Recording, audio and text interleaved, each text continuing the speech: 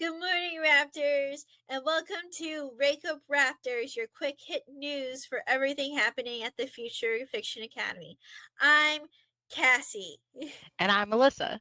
This week's energy, collaboration, and leverage. You'll get more done not by grinding harder, but by routing tasks. Editors, AI, partners, mini creators into focus lanes. Creativity rewards constraint, business rewards scalable systems. Pick one repeatable piece of your process. Serial chapter releases, network, newsletter workflow, podcast excerpt, and make it minimally delegatable. Warning: outsourcing sloppy edits or marketing without rules ruins voice faster than silence ruins momentum. Outcome: if you create clear, small processes and give parts of them away, you'll finish the week with both product and leverage. But let's get right into it because there's a lot happening. Last week at the Future Fiction Academy, two parallel conversations took place, one public and one inside the membership. Both focus on how authors are actually working with AI right now. On YouTube, the FFA hosted a live session titled Prompt Engineering is Back.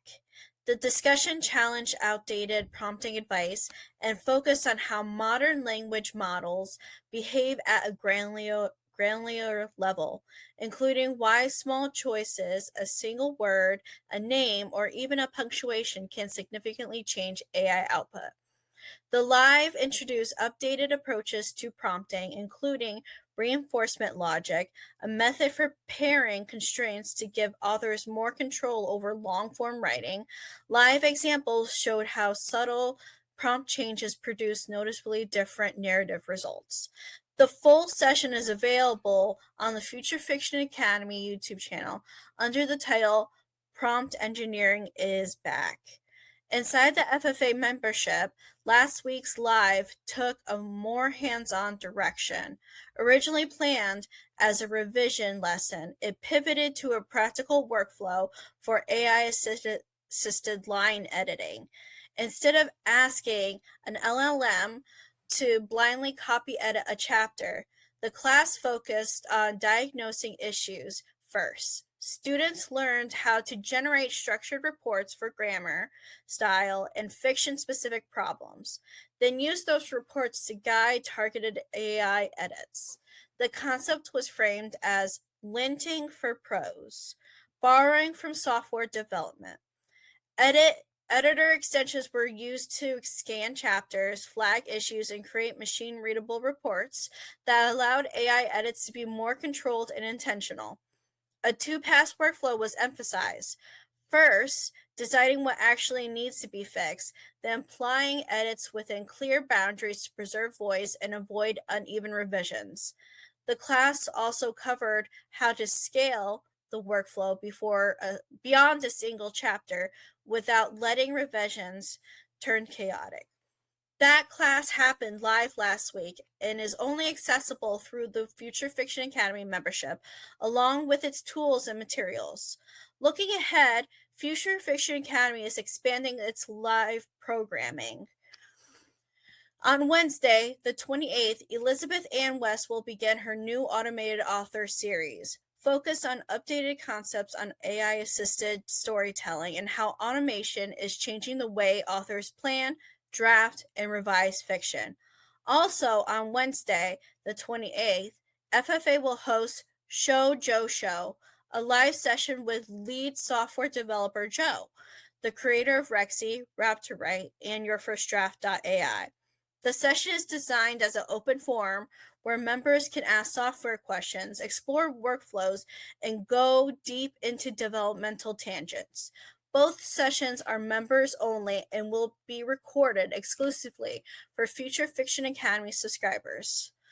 For those that are considering the membership, the FFA membership serves as a central hub for all Future Fiction Academy offerings. Members receive access to every standalone course, live Q&A sessions, all tools created by the FFA, and additional classes ranging from foundational workflows to advanced automation. publishing strategies, and marketing systems that did not make the transition to standalone classes. The accelerator is where the full ecosystem comes together, and the link to join is available in the description down below. Speaking of FFA membership, here's Alyssa. This week's focus is on pacing, not writing faster, but making sure your story has the right pattern of pressure and release so readers don't get bored or exhausted. Here's the idea. Every chapter is doing one of two jobs. A push chapter increases tension, something gets harder, stakes go up, a decision is forced, a plan breaks. A rest chapter lets the reader breathe, create characters process what happened, relationship shift, new information lands, the next go forms. Most pacing problems come from stacking too many of the same type in a row. Too many push chapters and readers go numb, too many rest chapters and readers drift. So your action this week is to build a simple pacing map for your draft and fix just one spot where the pattern is off. Here's how. You're going to upload your manuscript and then use the following prompt. You're a developmental editor analyzing narrative pacing. Given the full manuscript provided, produce a pacing map that tracks how tension rises and releases across chapters. For each chapter, label it as one of either push, escalates tension, conflict, danger, stakes, or momentum. Rest allows processing, reflection, regrouping, world building, or emotional digestion. Provide chapter number and title if available. Push or rest label one sentence justification based on what changes in that chapter. After mapping all chapters, analyze the sequence, identify any runs of 3+ push or 3+ rest chapters in a row, explain the pacing risks of each run.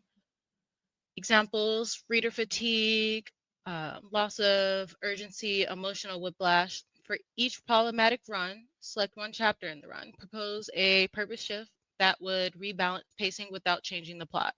Describe what to remove or soften, such as action beats, cliffhanger framing, what to add or emphasize, such as emotional processing, aftermath, decision making, quiet dread, the new intended effect of the reader. The output format should say pushing, pacing map.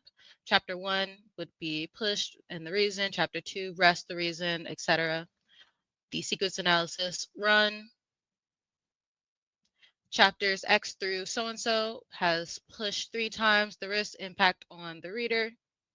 Adjustment proposal chapter to shift, chapter X. Current role, push, new role, rest, change strategy, remove, soften this, add, emphasize that, resulting effect. Let's go ahead and do that for one of my stories. Awesome. Now that that's done, based on the provided manuscript, here's the pacing map and analysis. Push, push, push. That's a whole lot of pushes in a row. A couple of rests, another push, a whole bunch of pushes. Oh man, there's so much.